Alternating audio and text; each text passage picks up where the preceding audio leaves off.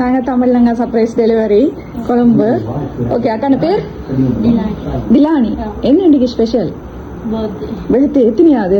29. Okay, இன்னைக்கு உங்களுக்கு பர்த்டேன்னு சொல்லி விஷ் பண்ணி எங்கள்கிட்ட இந்த கேக் வித் பலூன் டெக்கரேஷனை கொடுத்து உங்களை விஷ் பண்ண சொல்லி எங்களை அனுப்பி விட்டுருக்காங்க. யார்?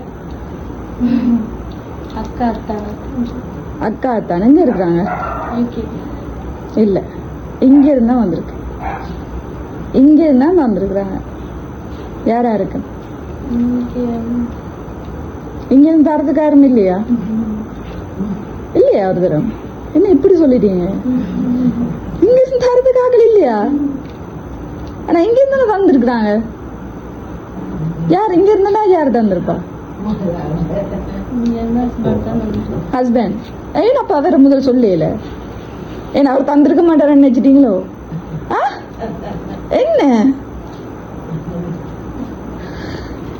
இப்படி அழுறீங்க? என்ன? யார் தந்தது? அக்கா.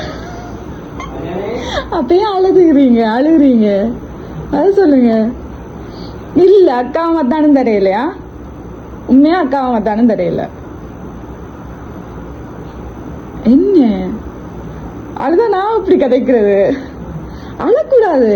நீங்க சந்தோஷமா இருக்கணும், உங்களை சந்தோஷப்படுத்தணும்னு தானே செஞ்சிருக்காங்க. இப்படி நீங்க அழுது அவங்க கவலைப்படுவாங்க தானே. அழாதீங்க.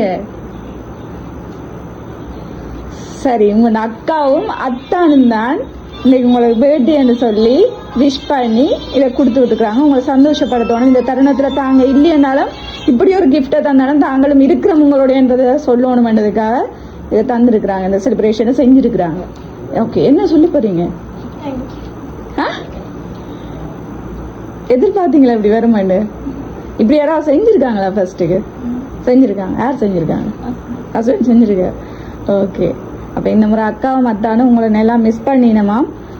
இந்த தருணத்துல தாங்கள் அங்கிருந்து இங்க வரையிலாது இருந்தாலும் எங்கள் மூலமாக இதை அனுப்பி உங்களை ஒரு சின்ன சந்தோஷப்படுத்த சொல்லி எங்களை சொல்லியிருந்தாங்க. ஓகே, எப்பவும் ஹாப்பியா இருங்க, அழாதீங்க, சந்தோஷமா இருங்க. இது சந்தோஷத்துல வர கண்ணீர் தான் இருந்தாலும் அவங்க இதை சந்தோஷமா இந்த டைமை செலிப்ரேட் பண்ணணும் பண்ணதுக்காக தான் செஞ்சிருக்கிறாங்க. சரியா விஷயம். Happy birthday. எப்பவும் ஹாப்பியா இருங்க. கேக் கட் பண்ணுவோமா?